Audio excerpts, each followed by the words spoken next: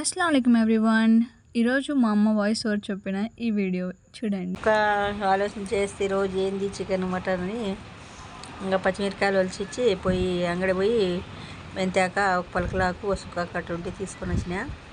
ఇంట్లో మెంతాకు ఉంది, టమాటాలు చింతపండు వేయమని చెప్పినాను మా పాపకి. అన్నీ ఒలిచి కడిగిచ్చినాను. ఇంకా తీసుకొని పోయి పచ్చిమిరకాయలు అన్నీ ఒలిచి ఇచ్చినాను, బ్యాళ్ళు వేసి ఇచ్చినాను. ఇంకా చింతపండు వేసి పచ్చిమిరకాయలు వేసి ఇంకా పెట్టేసి పసుపు వేయమ్మ అన్నాను. అన్నీ కుక్కర్లోకి వేసి టమాటాలు వేసింది, ఆకుకూర పెట్టింది, అన్నీ వేసి కుక్కర్ మూత వేసింది. ఇంకా 5-6 విజిల్ వస్తేనే కొంచెం అన్నీ వేసి ఇచ్చినాను. కొంచెం ఆమెకు రాదు, హాస్టల్లో చదువుకుంది కదా. ఇంకా పసుపు వేసి పెట్టేసేయమ్మ మూత వేసి అన్నాను.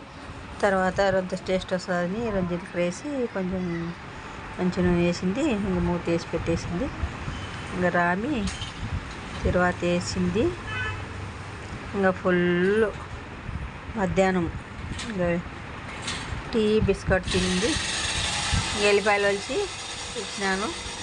తర్వాత వేసింది చూడు. ఇంకా మధ్యాహ్నంకి దుమ్ము లేపేసినారు అంతా మొత్తం. వాళ్ళ డాడీ వచ్చి చూసినాడు, అన్నం అయిపోయింది ఇంకా పప్పు అయిపోయిందని. కొంచెం పప్పు ఉంటే వాళ్ళ డాడీ ఊరికే వండుకున్నా ఆ పప్పు మస్తు చేసిన డాడీ అనింది. ఇంకా ఆ డాడీ చూసి ఇంకా బాగుందేమో అని జల్దీ కడుక్కొని వచ్చినాడు. ఇంకా పప్పు ఇంకా అన్నం ఉన్నది, కొంచెం రాత్రి అన్నం ఉంటే ఇంకా ఎందుకు అని చెప్పి ఉల్లిగడ్డ కోసి టమాటాలు కోసి పచ్చిమిరకాయలు కోసి అన్నీ తర్వాత వేసింది. జీలకర్ర అన్నీ వేసింది. తర్వాత వేసి ఇంకా పులిహోర చేసేసింది. చిత్రాన్నం కలిపి ఇంకా తినేసినారు నాష్టాకి. ఇది మధ్యాహ్నం తిన్నారు. బాగా టేస్ట్ ఉందంట ఫుల్లు. నేను తినలేదులే, నేను అన్నం పప్పు తిన్నా.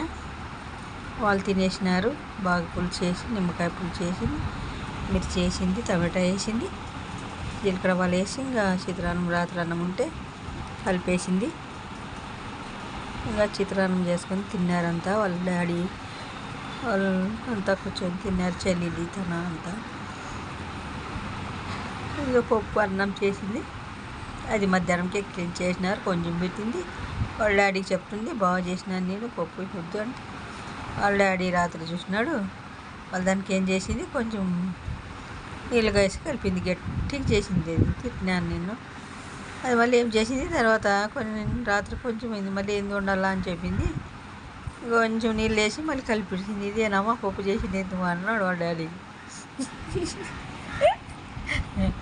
గట్టిగా ఉందంటే మధ్యాహ్నమే తినేసింది గట్టి పప్పు అంతా. దాంట్లో కొంచెం మళ్ళీ నీళ్ళు పోసి కలిపింది. మళ్ళీ వాళ్ళ డాడీ ఇదేమో అయ్యలేదని కడ్డీ చేపలు తెచ్చుకొని ఇదే తండ్రి బిడ్డ కలుపుకొని మీద వేసుకొని ఉప్పు కారం వేసుకొని ఇంకా పప్పు అన్నంలో నంచుకొని తిన్నారు.